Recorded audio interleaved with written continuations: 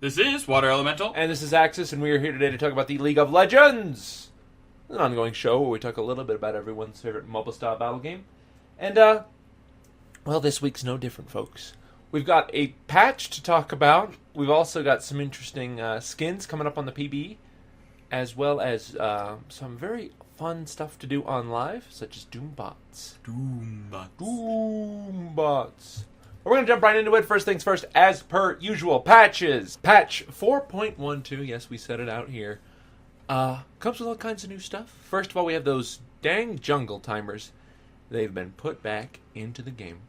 So they'll keep track of all of the jungle times, such as elder lizards, ancient golems, dragon, baron, and so on. Timers will only start tracking if you or a teammate directly witnesses the camp being fully cleared, which will function similar to a mini-map icon. If you snipe baron or dragon without vision, the timer itself will go off, so you'll still be able to see it that way. You can also access jungle timers by pressing the tab key and looking at it through the scoreboard. Very interesting change. A lot of games do not have timers for players for jungle creeps and stuff like that. That's part of the challenge of being a jungler, is to kind of balance timing and knowing when camps spawn. So having these jungle timers will make jungling a bit easier for newer players and a whole lot better for those that are actually professional junglers. I mean, who just want to be a little lazy. You know, keeping track of all those numbers. It can be kind of a pain sometimes. I mean, it's not something that you really have to put a lot of thought into it, but you do have to put some thought into it. So, yep. Hit and miss. Coming up on the patch, we have some big changes to Alistair. His passive no longer does double damage to monsters, so it's going to really hurt his jungling potential. Pulverize now correctly adds the 1 second knockup followed by a 0.5 second stun. Its functionality should remain the same, except for that stun can be mitigated by tenacity, so it's going to reduce the effectiveness of Pulverize in some instances. However, the mana cost has gone down pretty significantly. Headbutt has also had its mana cost significantly reduced, and Unbreakable will, the damage reduction now applies instantly rather than after the animation, and the damage reduction is now 70% at all levels. So, kind of reduced his effectiveness at his main thing, which was the big Pulverize, but Unbreakable will still has some powerful stuff to it now. I'm surprised it took this long to get the change where he actually has his damage reduction as soon as you hit the button instead of waiting a couple seconds. Because before he would do the little cast timer to do it, so now they just want it to be an instant cast angle. Gotcha. Some bug fixes, and Ezreal actually got a really cool change. You can now jump into your own essence flux with an E or a flash or even a thresh pull if you're quick, but this will enable you to benefit from the attack speed bonus of W, which will add some interesting scenarios into the game. Yeah, I remember originally they removed the effect that it would automatically add to Ezreal when he casted it, because it made dueling him extremely one-sided. So they made it so that other people would benefit from it, but not himself, and it would just deal the damage and all that stuff. So it's kind of interesting what's going to happen. We'll find out how it plays out in the future. Indubitably. Kassadin got nerfed again. Netherblade cooldown got knocked right the back up. Force Pulse got its slow duration cut down to a third, but the intensity was increased significantly at all ranks. So you have them slowed to nothing for like 1 second, and they just continue what they're doing. And with how common tenacity is, it's going to be even shorter than that. I love the patch note, like, for this area is like, this guy, again. It's like, well, what do you expect when you can't balance the two? You're the one that did it! This is your fault! Lucian got some buffs. Piercing Light got more damage to minions, so he can farm better. Cast range got reduced. Mana cost got reduced. Relentless Pursuit got tweaked again. They added that 0 mana cost from the PBE to it, and he now resets his basic attack timer on the dashing there, which is awesome stuff. And the cooldown also got some tweaking at lower levels. However, it no longer resets on a kill from the culling, so you can't do those cool ult dashes anymore, which is kind of a drag. Wasn't that like the big thing for him? Is I was like, do ult dashes. You get your culling ready and you start blasting around. You're slipping and sliding. That was really fun. It really sucks that they're taking that out, but oh well. But the mana cost is gone now. Yeah, that's like your big escape doesn't have mana so cost. You can always jet out. It's pretty good stuff. And finally, Vel'Koz, he got a cool little tidbit. His plasma fission now splits after he's died. There's been a lot of complaints that when they fire off like a skill shot and then during like a team fight, it won't split if he's killed in combat and he won't be able to deal that additional damage or apply, his debuffs and stuff like that. So seeing that now that's going to be a change is kind of nice and actually a good change of life for Vel'Koz. Indubitably. Next up, items. Bloodthirster got an increase to its lifesteal, but its lifesteal is now unique to the item. Bloody Shield got nerfed. Who saw that one coming? The duration is longer, but the total that you can get from it is significantly lower at higher levels. Now, we said this was actually a good thing for the weapon because it allows you to kind of have it longer instead of having it larger. So you're in a fight and hit. So you can actually do a lot of cool things like farm off minions, then enter the team fight, and you'll have the shield with you. And then by the time the cooldown for the shield is finished, you can bring the shield back up. So there's a lot of things you can play with it now. The increased lifesteal for it is really nice, and the overall damage of it's still really powerful. Yeah, that's the thing is, with 15 seconds, it really put the pressure on you to get into the team fight quickly. But with 25 seconds, you always have time to quickly tag something and refresh the shield and buy some more time before that team fight starts. So I think that's good overall. Because I know Caitlyn, what she'd like to do is before a team fight, she'd find the closest camp, use her Q, get some damage off on the camp, and then go into a fight, which is always kind of an interesting play. So, more plays like that? Indeed. Essence Reaver got buffed. It's more expensive, significantly more expensive. Attack tower power got bumped up, and the passive mana buff to it is still the same. But more top-tier items, good things, especially with the change to Bloodthirster.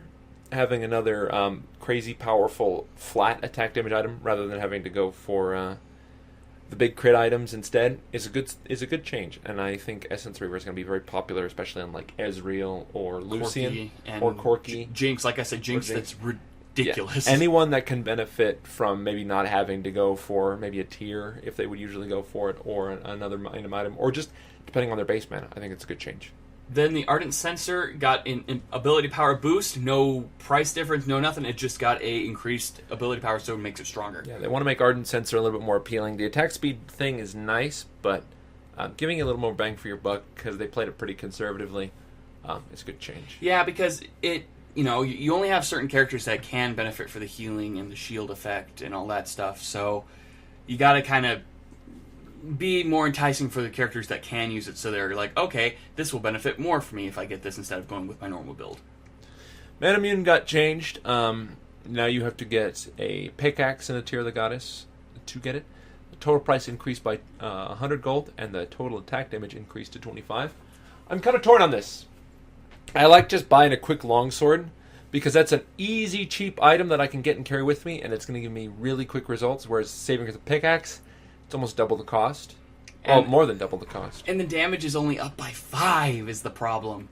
Yeah, I mean, 100 gold for 5 AD, not a bad trade. But for the overall... change, it's not going to be that big of a power spike when you finally get that 1,000 gold. So, hit and miss on that one for me. And then Sunfire now has a new visual for it. Everybody saw that coming. It looks good, but it's not the same. Not the same. They can change my Garen, they can change my cape. They'll never change my 5 Sunfire cape build. And that's really it, guys. We got those skins coming up very, very soon. And what else is out? What is coming? The Doombots of Doom is live. It's going to go away July 27th, so in about a week from when this is posted. Get your games in, cuz! Very hard. They didn't really increase the way the AI worked. It's still not up to par some other games' AI for MOBAs like Dota 2 and stuff like that. But they are very, very hard to play against because of the increased abilities. And the damage. The damage is real. The 3 scariest ones I've seen are definitely Galio, Lux, and Veigar. Oh, Galio, because he's just like, wind tunnel. He can taunt you from a range distance. So he'll pull you in with like this ranged AoE circle, and then he'll ult. And then you're pretty much stuck there. Yeah, why not? It's so scary. And the Veigar, he's just walking around, and there's like 5 vet horizons just dropping everywhere. Nowhere is safe. I haven't seen Annie yet, and I'm kind of afraid to. Oh god, they're probably gonna put in a secret buff to Tibbers where he's like 16 stories tall. He gets bigger. He gets bigger. I know, but I want to see him like Nashor size, just stomping around the map. He's like bigger than a tower. Have you seen my bed? Oh, there he is. And he just like climbs How over. can you not see Tibbers? He rolls across the map and it's just flat. Oh god. But play your game of Doombots, guys. We're gonna be farting around on it. It's gonna be a good time. Yeah, make sure you guys at least play one bomb because you can get a summer icon for it. Ooh. And I'm always okay with it just playing a game because it's pretty good. Now, guys, coming up on the PBE, we also have 2 additional skins. We have the Boner Ezreal, and we have the Boner Vi. No, it's Debonair. Oh, I'm sorry. Debonair Vi and Debonair Ezreal. Now, these skins are very early in production, and they don't have a whole lot of unique effects to them, but this is because of their price tag. The Boner Vi is only 750 RP, and I believe Ezreal is as well. Now, this is a change from the Jace skin, which is a full 975. But these skins are, they're a nice palette swap. They've got interesting colors for the characters. They feature maybe some interesting hairstyles and a nice clean polish rather than maybe some of the grimier skins we're used to. Yeah, very clean. A lot of gold, a lot of white to it. If you like that kind of theming, it goes great. Especially with like an eye blitzcrank, I think they can work out very well. And the Boner Vi is rocking a sweet rat tail. Don't get me wrong, but the skin does not rock the ponytail very well. I know that's part of her main character, but what she's wearing, it works. But with like classy gear, rat tails don't work. No, it's a ponytail. We get it, but it's a rat tail. It's a rat tail. Yeah, it's like a mullet goes into rat tail. Mm-hmm. Sona's getting some interesting model updates to come out with her new PBE changes. The Muse Sona has a lot more frills and a lot more lace and finer details onto her skin, while her Silent Night Sona has kind of more fading and gradients to her cloaks and stuff like that. It really plays with the shadows, which is good. Yeah. Additionally, there are a lot of splash updates for various older skins, and I believe a lot of these are borrowed from the different realm sets, but overall this is nice. It'll give some fresh air to some of these older skins and really make people dig them, especially like Kitty Cat. Catriona. Well, no, they're not changing that one, but they've got like the Cassiopeia skin, they've got the Misfortune in there, they've got Mundo. A lot of the Vault skins are just getting pumped up a little bit, which people can appreciate. Silver Kale, the old splash art with a different coat of paint for Kale is now going to get changed. And I think that's going to be more intimidating when I get into a game with it, because Silver Kale is one of the rarer skins out there because you had to buy a hard copy of the game at the time. And well, they're going to put that in the skin store soon. Oh, don't tell me From that. the vault. Don't tell me that. That's my pride and joy, man. I know, right? That's the reason why I got like really hard. Black, what is it, Alistair? That's the rarest skin these days. And Rammus. Maybe. Beta Rammus, yeah. But still, I'm so glad that they're bringing out the splash arts. They kind of needs that coat of paint to it. Indeed. It definitely makes the older skins something to behold rather than something to abhor. But that's really it for official news this week, guys. Kind of a slim patch, but we had some interesting item changes, which I think everyone can enjoy. Yeah, it was a good patch. It wasn't a big patch besides the gameplay changes and the Doombots. Yeah, the Doombots is huge, and I'm looking forward to playing it. It's just not a whole lot of big gameplay changes. No, but if we continue to play and we support this game plan, they might do some more stuff with like AI controlled stuff. Yeah, because yeah. PvE is something that's definitely has a place in the game. But we're going to move on to our first question here. It comes from Mester12. He says, what champions do you guys think need buffs? What champions do you guys think need nerfs? York definitely needs a buff. I would like to see York back in play. I know they're working on him and trying to make him kind of give him a different skill kit like they've done with Karma and stuff. But he needs at least some buffs right now to just play with. Because I haven't seen him in like almost a year. Ever since Season 3, he's just dropped off the face of the planet, and I miss him. As far as characters that I think need buffs, definitely some of my top lane favorites. Wukong I haven't seen in a while. Garen. He's actually had a resurgence. Really? Yeah. Well, flavor of the month, I guess. But characters like, Wukong, like I was saying, because I haven't seen him on top a lot. Maybe you have, but Not in my ELO. Garen's always a favorite for mine. Darius, I think, after his big tweaks, he hasn't been as popular. Still popular, but he needs more power in a different area if they're going to make him viable again. Just because, like, with Aatrox top and, you know, with certain characters getting buffed up top, it's just a nightmare going up there. And I really kind of want to see, you know, less just constant farming or constant aggression. I want it to be sort of a mix of the two like it used to be. Because top lane just doesn't feel like it anymore. Yeah, top lane is mostly you ignore your opponent and or then you farm. Yeah, or you go completely on your opponent. It's never a mix of the two. It's always one or the other. Characters that need nerfs? I want to say Lucian does need some more changes, and so does... Kassadin, definitely. Yeah, Kassadin too. But no, Vayne has had a really, really large pain in my side lately. Every time I've been playing AD carry, every Vayne I go against, it's unstoppable. Even if I'm like up ahead like 5 kills, she comes in and then just I can't do anything about her, even though I'm better leveled and more Zyra items. for me. Really, Zyra? Mm-hmm. Sick of her. Support lane, she's too powerful. I haven't seen a Zyra support lately. It's a lot of Annies. I guess it's just me, but all that CC and all that passive damage and then that burst on death is just a really powerful cocktail, especially as a support.